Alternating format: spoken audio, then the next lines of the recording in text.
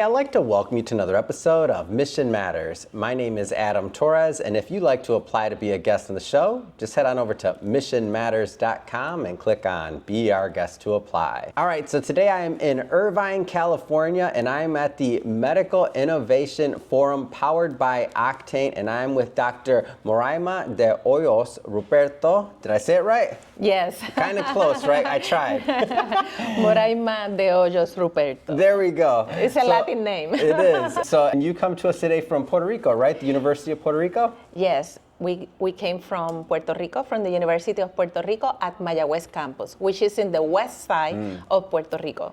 Now, is this your first time to an Octane conference? Yes, it's our first time. We are a group of 18 Yeah.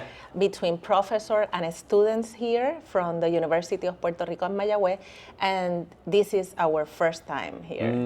How do you like the conference so far? I like it so much because we have the opportunity to see the innovators in place. Those people who are looking for create new things in the medical area. So it's so nice for us. As a professor, it's a very good experience, and of course for our students too. Yeah. So was this like a collaboration, or I'm just curious, how did 18 students and individuals from Puerto Rico get over here to this conference? I'm curious. I need to know the story. Yes, we are part of the NSF ICOR site. We have an NSF ICOR site in Puerto Rico in the Mayagüez campus. And we have the challenge to make a customer discovery process for the idea of the students. So the way that we found this is that this conference may help those students to understand how develop an idea from the need, from the identification of a problem to the develop some technology or something like that. So we came to the conference to expose the students to the real world of the innovators, how they identify the need, how they identify the problem, and through the showcase that we saw and the speakers and the experience of those people who are here, it's a help them to create that kind of connections. Whose idea was that, or how did it come about? Because I think it's so cool. I think hopefully if more universities are watching this, like more will show up. I think it's amazing for students. Like, how did that come about? Like, was it the faculty or some students, or like how did? From the faculty, our PI, who is Dr. Jose Lugo, mentioned, well, we need to make customer discovery process. How if we go to that conference and the student make the interviews to the people in the conference. So they are here learning from the process through the speakers and the showcase, but also they are making the interview through the participant in the conference. And so what will happen next? So after the conference for the students and just for the project, what happens next? The next is they need to continue the interview process because here they made 20 interviews or 25 interviews. They need to obtain at least 100. So this is just the beginning. But through the next months, we support them in the interview process and how they can pivot their idea. For that reason, in my case, like a director of the Business and Economic Development Center, which is a EDA university center, we support them in their process of discovery process.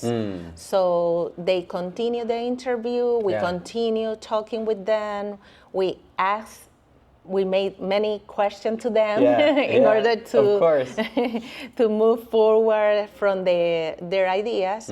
And later, if they continue the process, if they prove their idea or prove the need, we help them in the business process, into convert the idea to a business. So we continue the support through the pathway. Yeah, what an amazing program. Maybe talk about the program and the business, your program overall, even outside of this, and what you do. Yes, we support from the idea to the startup, but also to the expansion of the business. So we have different programs to support the innovators and the entrepreneurs. So we have one program from those who have only an idea, and we work with them in things like this one. Yeah, yeah. But also we have an incubator and an accelerator. So if you already have your startup, but you are in the beginning process and you need to work with the business issues, because many entrepreneurs start the process but they didn't know nothing about business. Yeah. So we work with them, try to fix the administrative things. And also we have another program for those who already have the business and maybe have 5 years or more, and they need to grow, they need to move forward, they need to go to the next step, to connect them with other companies or other suppliers or anything that they need in the entrepreneurial ecosystem. So we are like a liaison around the island. Yeah. We have very good connection through the Puerto Rico island, but also with the mainland, U.S. mainland. We are like a hub, a glue that connect people. Yeah. That is our role. That is basically our role. How is the entrepreneurial ecosystem in Puerto Rico in general? How is that? I've just never. Okay, right now I think that it's in a very growing process.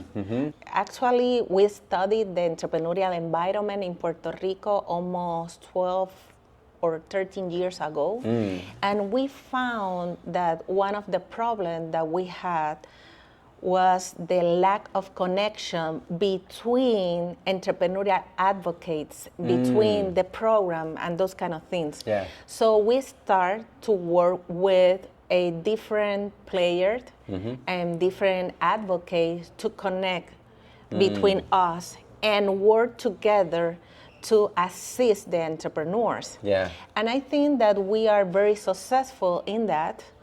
And right now I can say that we have an ecosystem, a supportive ecosystem for entrepreneurs. And we saw that from that day that we have in the Global Entrepreneurship Monitor, a 3.1% for people who think to create the business. Right now, we have like a 20 plus percent. Wow. So in one decade, that's huge. It's huge. Yeah. We help to people to understand that there are opportunities, and we are here for help them. So that movement is like a movement that we create. Actually, we create something that we call the UPRM Egypt Network, which is a movement from the university that connect all the players in order to assist the innovator and entrepreneurs to connect to the opportunities. Yeah. So we create that kind of movement, and for that reason, if one innovator need to talk with some industry, we found someone that can help us and connect them. Yeah. That is our role, basically. Oh, that's amazing. What a great story. I love it. That's a big improvement in numbers. Yes. It's amazing. Well, final question. If somebody's watching this or listening to this and they want to learn more about any of the programs you mentioned, or University of Puerto Rico, or anything else you're working on, or social media, how do they do that? Yes, people can find us through the Facebook, Instagram, and our webpage. It's in Spanish. It's Centro de Negocio y Desarrollo Económico. But also you can find us as a Business and Economic Development Center at the UPRM. or you can find through University of Puerto Rico-Mayaguez business, and you can find our programs and connect with us through Facebook, Instagram, LinkedIn, and the webpage. Amazing. And for everybody watching, just so you know, we'll put some links in the show notes so you can just click on the link and head right on over. And speaking of the audience, if this is your first time with Mission Matters and you haven't done it yet, hit that subscribe button. This is a daily show. Each and every day we're bringing you new content, new ideas, and hopefully new inspiration that's going to help you along the way on your journey as well. So again, hit that subscribe or follow button. And thank you again so much for coming on the show. It's been so much fun. Thank you for the opportunity.